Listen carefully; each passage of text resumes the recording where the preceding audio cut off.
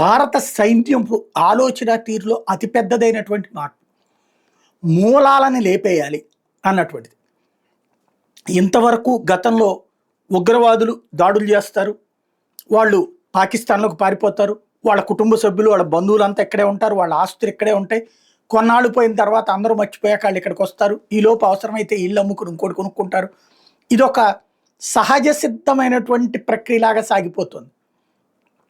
అలాంటి దాంట్లో నుంచి ఈ దఫా అతి పెద్దదైనటువంటి అడుగు. ఎవరైతే నిన్న జరిగినటువంటి పహల్గావ్ కాల్పులలో ఇద్దరు లోకల్ వాళ్ళు పాల్గొన్నారు అందులో.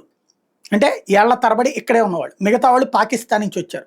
పాకిస్తాన్ నుంచి వచ్చిన వాళ్ళు, లోకల్ వాళ్ళు కలిసి ఈ తుపాకులతో కాల్చినటువంటి వాళ్ళల్లో లోకల్ వాళ్ళు కూడా ఇద్దరున్నారు. ఆ ఇద్దరు ఎవరు అన్నటువంటిది ముందుగానే మొన్న 2 రోజుల నుంచి కూడా వస్తున్నటువంటిదే. ఆదిల్ ఆసిఫ్ ఈ ఇద్దరికి సంబంధించినటువంటి ఇళ్ళు అక్కడే ఉన్నాయి. ఇప్పుడు ఈ ఉదయాన్నే సైన్యం అక్కడికి చేరుకుంది ఆ ఇళ్ల దగ్గరికి.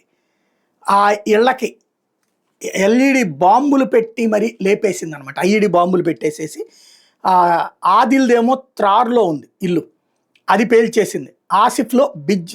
ఆసిఫ్దేమో బిజ్ బెహ్రా ప్రాంతంలో ఉంది, దాన్ని లేపేసింది. మొత్తం ముక్కలు ముక్కలు చేసి వదిలిపెట్టారు. అంటే ఇక వాళ్ళకి ఆస్తులు మూలం కూడా ఉండకూడదు. సహజంగా వెంటనే మన దగ్గర ఉన్నటువంటి కొంతమంది ఇంటలెక్చువల్, అంటే తాము మేధావులు అని భ్రమించేటటువంటి అపర మేధావులు ఉంటారు. వాళ్ళు అంటారు ఇది దుర్మార్గం, వాళ్ళల్లో కక్ష పెరిగిపోతుంది, ఇంకా వాళ్ళల్లో శత్రువుత్వం తయారైపోతుంది, వాళ్ళని కన్విన్స్ చేయాలి కానీ అని పనికిమాలినటువంటి హితబోధలు చేయొద్దు.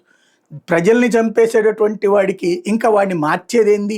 వాడు చావాలా, వాడు సచ్చిన శవం చూడాలా, వాడిని తగలబెట్టింది చూడాలా, లేకపోతే వాడిని పాతేసింది చూడాలా ఈ దేశం. అంతేగాని వాడు మారతాడు, వాడి ఇల్లుని కూలిస్తే ఏం మారడు అంటే వాడి ఇల్లుని కూర్చకపోయినా మారడు, కూల్చినా మారడు.